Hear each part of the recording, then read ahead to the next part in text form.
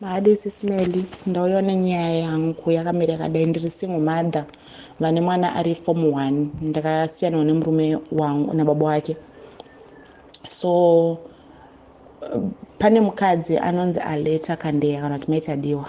Mukadzi uyu ndakamuziva through pakuti varume vedu vaive mafriends.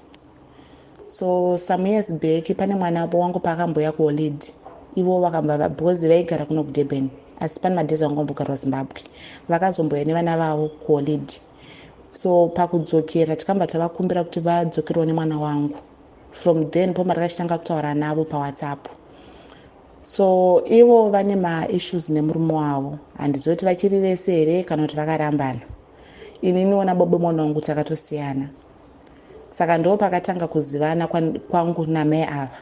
Then last year vakambondisendera message. Vakambovanditumira picture yemwana wavo. Vakatanga vatondisendera message vachiti ndombotaura nani? Ndombotaura naKisha. Aitonditi mama mundinamatiro ndokutanga maexams because anga grade 7. So apa I think yange iri way kuti nyaya yavo ireruke kana vakutaura neni because hatisi shamwari. Vambonditi mwana wangu akapinda muchipatara. So akatsekwa nerori remota. Nanchikumbiro kuti mundibatsirawo nemari. Zvinhu zvangu hazvisi kufamba and ndoda kuti niende kumusha kune urongo hwematombstone chichichi. Namtina ndina mari zvikanzi hamuna here vamunoziva pachimbadzo. Ndikati hapana. So akamba aso because I think munhu kuti aiziva kuti dzimwe nguvo ndinenge ndiine mari. Ndinoda kuti ndinoshanda mumba then ndaitengesa mahebs andaitengesa. So I think dzimwe nguvo pamwe nekuzongoona mastatus pamunhu aimba andiona kuti no pamwe ndine mari handizivi. Then akamba azonditi ndikukuda kuti murume wangu mundipo mari. But mari iyi munozoipiwa back nemurume wangu. Saka ndichati nditaure naye iye Richard wachoni then okwanisa kubatisa even bhuku remota. Ndama ndati it's fine kana murume wako akataura neni ndichingonzwa. Then ndoona kuti handina yacho ndingakwanisa kukupai here because handingakwanisa kukwetesa mari yakawanda kudaro. Even kana ndokwetesa mari nyange even sisi wangu handingavape mari yakawanda daro because iyo mari chini yandinayo zvaizvezvi ine urongwa. So I cannot say ndine mari yoti ndikubatsirei. Zvikanzi no mari toto dzose. Murume wavo kuuya. After 3 days ipapo vakazoti Richard akumusendera message ndikati haana. Zvikanzi alright ndakukumbira kuti muchindibatsira ndimi nemari iyi. Kuno kwachoni kana even kana muchida kuti ndikubatsire fridge ndipe amai enyu fridge ndovapa. Ndikati haina handichida property. Handira ndiri kuda because mari iyi haisi mari yekuti ndinge ndichikwetesa vanhu asi nekuda kwokuti wauya nedambudziko rako kuti mwana ari kurwara. And then picture yanisendera yemwana yekuti akaluza memory akatsemuka musoro. It's fine, I can help you but we'll make sure kuti by end of November wadzosa mari yangu. Akambati it's fine. Mari ndakamba ndamupa. Papera 2 weeks akamba adzoka futi achida imwe $200. Asi this time manje akamba anyepa akambati friend yangu andoita nayo business ndiye rudochi yake mari. Ndokumupa kwandikaita mari iyi. Ndikati nini wandiri kuziva ndiwe saka please ndatongokupa $400 ichinji yange iri kukumba uko chitongopiwa but we'll make sure by end of November uri kudzosa mari yangu yese. Munhu akamupa mari akamba amupa passport nebhuku remota. So akazodzoka kwandiri muna kutanga kwaDecember achiti maikisha ndikukumbira ka passport because ndoda kuti ndichesei ndiende kubasa kwaRichard ndotaura murungu wake because azvichengeta vana. Saka ndakaona kuti there's no reason kuti ndimunyime passport yake iye arikuda kuishandisa zvinhu zvinokwanisa kuti life yake enderere mberi. Ndinoidii passport nandino it's fine passport yako piwa. Ambapiwa passport auya kunoko ndakatanga kuchata naye paWhatsApp aisandipindura.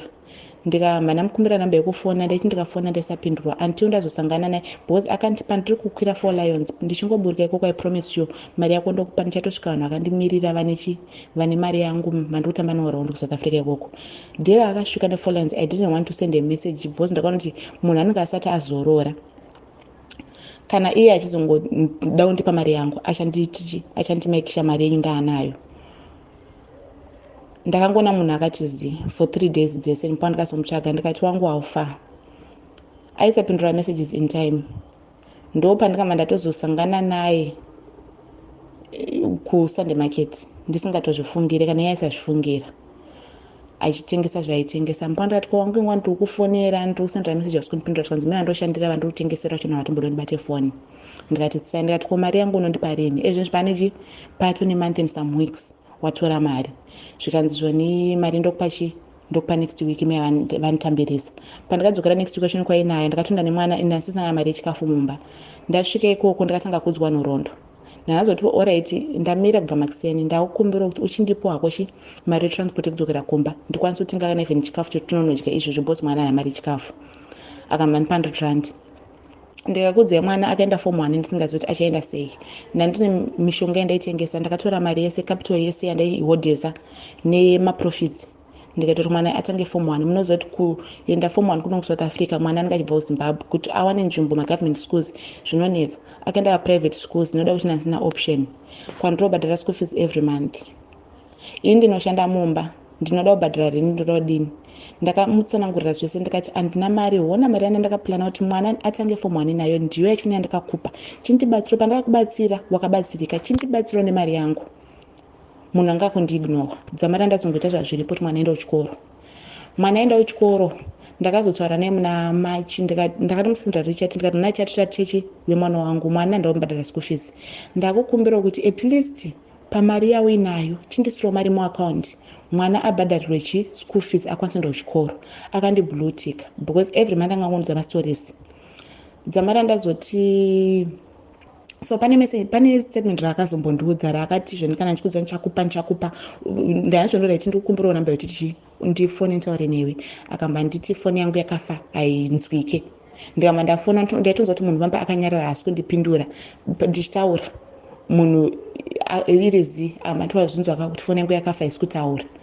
Nama nangomusiya akadaro. So akazombondisindira message yekuti zvoni pane andaka kutumira email aya aichiti zvoni pane munhu andakatombokwirisa mari kumusha akamba naprisa unondiripotera kuti handisi kumupa mari yake ndikararama sales for 2 days zvakamba zvangovharana. So pandakaona kuti mameseji azi haakututumira akuzama kuda kuniprovoka kuti maybe ndisvike pakutukana naye ozonti mari yako handisi kukupa because from last year October until now munhu akanyarara handina kana even $1 randikapiwa kunze ku100 rand iyoyo yanga itori mari yetransport.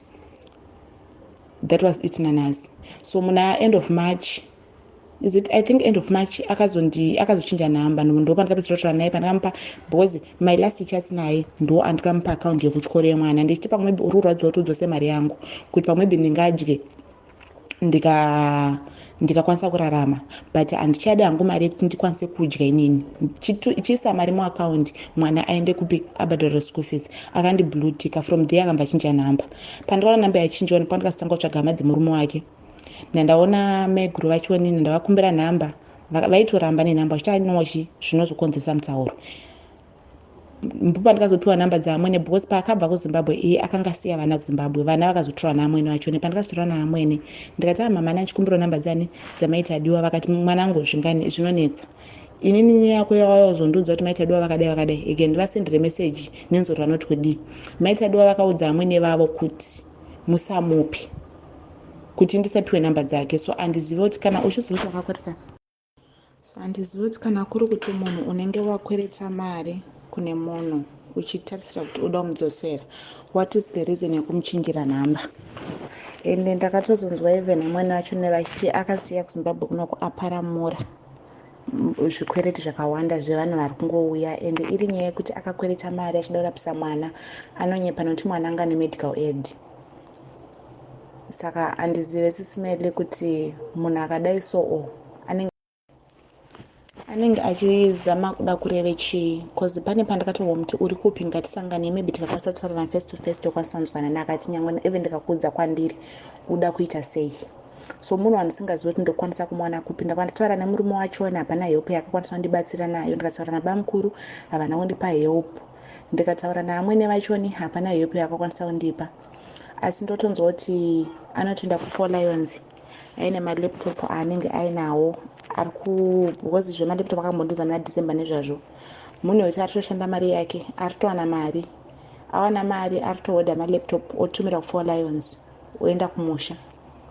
Asi inini ndiri kusafa nemwana pamari yandikamubatsira nayo handidai mari yangu ndandinayo ndichingondira mberi nebusiness yangu zvinochiita but I decided to help her ndichifunga kuti munhu anobatsirikana but ari kundirakidza kuti no kundibatsira kwawakaita wakatokanganisa.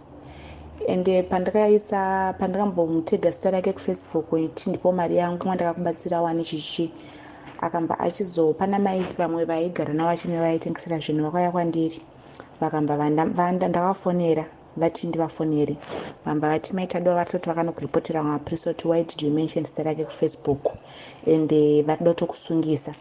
But une mari yangu, chaita kuti ndizodaro chii inyaya kuti mari yangu kodzo, saka mari yangu yandakakubatsira nayo wakabatsirikana kuchakunetsa chii? So andizive, I'm so stressed. Bo ndakatombopinda last month ndakatomboita depression ndikapinda muhospital, nditori nemakadhi acho nemuhospital ndichazotokutumira izvezvi.